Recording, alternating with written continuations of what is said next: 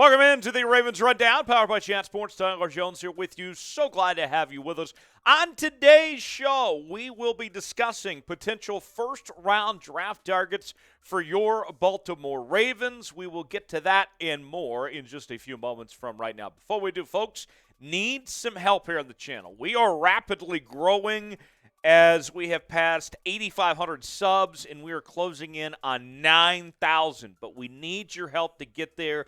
This is the place to be all offseason long with daily Baltimore Ravens news and rumors. We're counting down the draft. We're covering free agency, trades, and more. It's all in one place. If you love the Ravens, you want more Ravens coverage, subscribe now. We'll get started with today's show.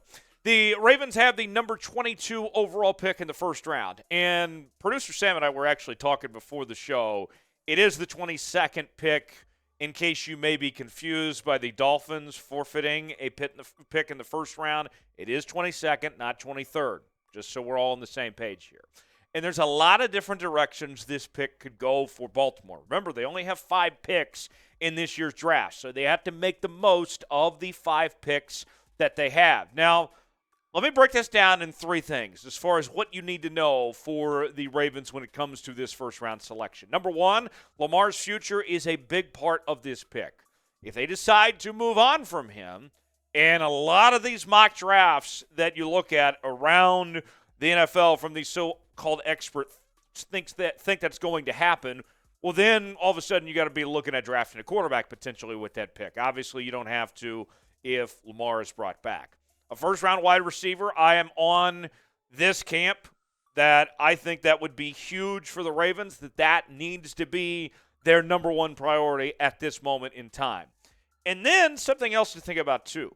As you look back at the history of this team and what they've done with first-round picks, in the last 3 drafts, they have taken a defensive player with a first-round pick in all the last 3 drafts. Now, remember, they have had multiple picks, and so there have been offensive guys selected in the first round, but in all 3 drafts, they have found at least one defensive player within the first round. So something to keep in mind, the Ravens do love to use high picks on defensive talent. So before I go over all these potential draft targets for the Ravens, want to know from you, who should the Ravens draft at number 22 overall? This is our pinned comment today. You might get an ad break. If so, take advantage of it. Get your votes in and tell me who you think the Ravens should draft at number 22 overall, and let me know.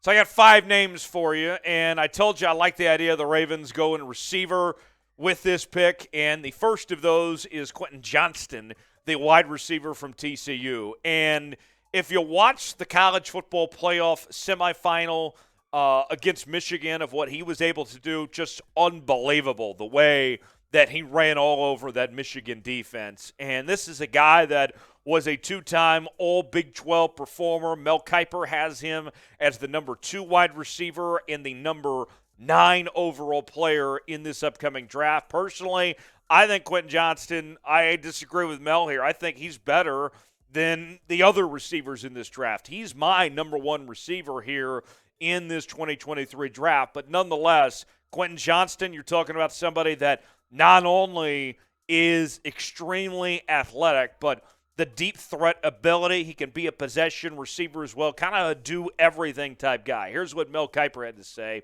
I thought Johnston was going to have a massive season, but then he just had 12 catches for 114 yards and no scores in the first 4 games. After that slow start, however, he has been stellar. He towers over defenders and runs through them. He is tremendous after the catch. As I wrote in October, Johnston wins contested jump balls with ease and has a rare length and speed combination. So some high praise there for Quentin Johnston. So that is just one player so far of our draft targets and not the only receiver on the list for the Baltimore Ravens. As we move on, I have the number 2 player in just a moment. But before we do, today's show is sponsored by Fume. We all have bad habits, and we certainly know how hard they can be to kick those bad habits.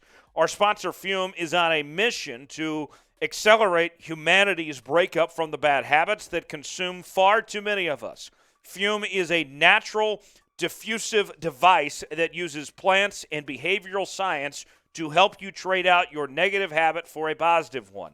I didn't expect much out of Fume when I got it, but the minty sensation is really powerful, and it really hits the back of the throat. The Journey Pack comes with 3 unique flavors for you to enjoy. They include maple pepper, crisp mint, and white cranberry. Sounds tasty. Fume is not a vape. It's a non-electronic device designed to transform your negative habits. The easiest way to stop a bad habit is to switch to a positive one, and Fume is designed perfectly to do just that. Head to tryfume.com/chatsports and use code CHATSPORTS to save 10% off when you get the Journey Pack today. That's tryfum.com/chatsports and use code CHATSPORTS to save an additional 10% off your order today. All right, back to the draft targets now. I told you I had more wide receivers to get to, and we go to JSN, Jaxson Smith from the Ohio State. Jaxson SmithNjigba, the third-team All-American in 2021, missed most of this season with a hamstring injury, but I know what you're thinking. The Ravens have had their fair share of injuries over the last 2 seasons, but I'm not worried about what Jaxson Smith is coming off of this hamstring issue. I know that sidelined him for most of the year, but I don't think it's that big of a deal. The talent speaks for itself. Number 1 wide receiver, according to Mel, number 5 overall player in this upcoming draft. And think about this. If you want perspective on JSN of how good he is, remember the wide receiving core at Ohio State last season included 2 other first-round talents in Garrett Wilson and Chris Olave. And JSN, his numbers were better than both those guys when he was healthy. Here's what Mel had to say. He has a stellar burst and explosiveness out of breaks. He's a hands catcher who can run the entire route tree, and he can make defenders miss after the catch. Most of Smith's work came from the slot last season. All but 8 of his catches came all aligned there. He led the FBS in receiving yards per route, 4.0. There's a great chance he will remain the top receiver off the board in April. So between these 2 wide receivers, if you're the Ravens, who would you rather go with? Quentin Johnston or JSN? If you want to go with Quentin Johnston, type QJ. If you're feeling towards JSN, type JSN. Let me know in the comment section. You have to pick between one of these 2 receivers. And remember, Greg Roman's out, so hopefully this new scheme, whoever gets hired, they're going to be throwing the football more. What do you think? Let me know in the comment section below.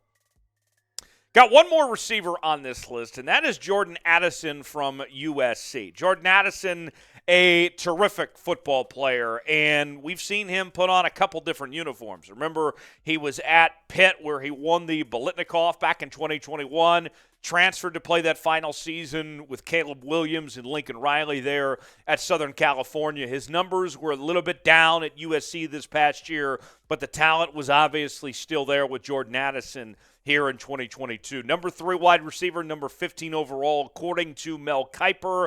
And, you know, I look at all 3 of these receivers, and when you're Baltimore, sitting at 22, I think you're hoping that just one of them is still available. Jordan Addison is not as good as the other 2, but he's still certainly worthy of that 22nd pick if the other 2 were still gone, as far as I'm concerned.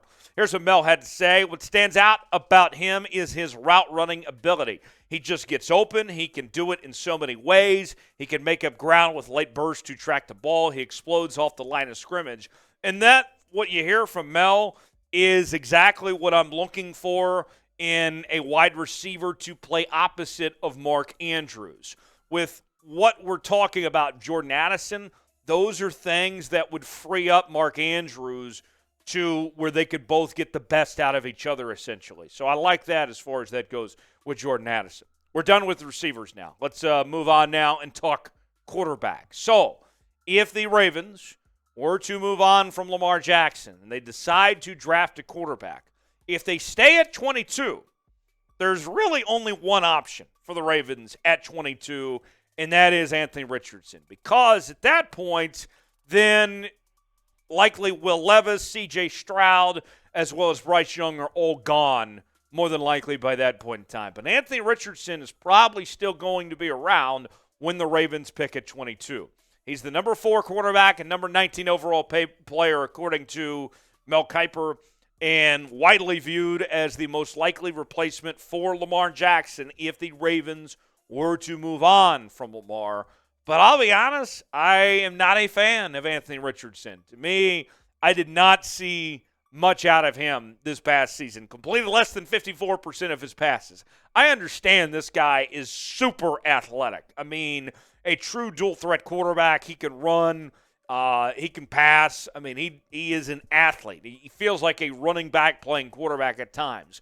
And when you look at what the Ravens have done with Lamar Jackson, that seems to be a transition piece to keep things in place, to do things the way the Ravens have done.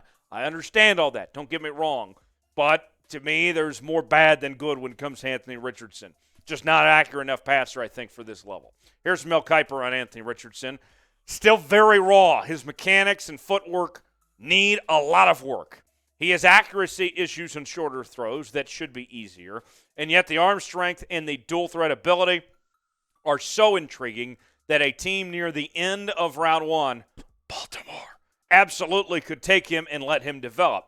What I say about the draft is that we're trying to project who a prospect could be, not evaluate exactly what he is right now. Richardson hasn't come close to his ceiling. He's going to be a polarizing prospect for the next few months. And when we talk about him replacing Lamar potentially, I don't look at Anthony Richardson as a guy that's ready to start day one. I think he's going to be a guy that needs a lot of work before he is ready to go and potentially be an NFL quarterback as far as I'm concerned. There's obviously some talent there, but very raw, and he's only 21 years old. He was a redshirt sophomore this past year. What do you think? The Ravens going to take a quarterback in the first round? That would mean that they would be moving on from Lamar Jackson. They're not going to use a first-round pick on a quarterback if Lamar is still around. What do you think? Do the Ravens use a first-round pick on a quarterback? I mean, you look at the last 2 guys they drafted. They found an elite one with Joe Flacco. And then, Lamar worked out at the end of the first round. So we'll see what they do there. Last name, before we wrap up here, potential draft targets for the Ravens at number 22 is Nolan Smith, the edge rusher out of Georgia. I told you at the top of the show that the Ravens have a great track record of drafting defensive players and that they have drafted defensive guys in 3 straight drafts with their number 1 pick. You look at this team, you may be saying, well, the defense was so good, why would they even prioritize defense this draft, in particular the edge rusher spot? Well, the Ravens, they took Odafe in 2021. He's been kind of a disappointment, in all honesty. And the team relied on some older pass rushers in Justin Houston and Jason Pierre-Paul. They have to get younger. And Nolan Smith, he's a guy coming off injury. I understand that. But I don't think it's something that should be an issue long term. The size, the athleticism, if he would have been healthy, he's not fallen to 22, I can tell you that much. This is a really good find for the 2-time national champion from the Georgia Bulldogs and the impact that he's had the last couple of seasons here. To me, I think you're feeling really good. If you decide to go defense at 22, this is your guy. Bleacher Report, their scouting department, had this to say about Nolan Smith. Good bend to turn a tight corner and take an effective path to the quarterback after winning around the edge.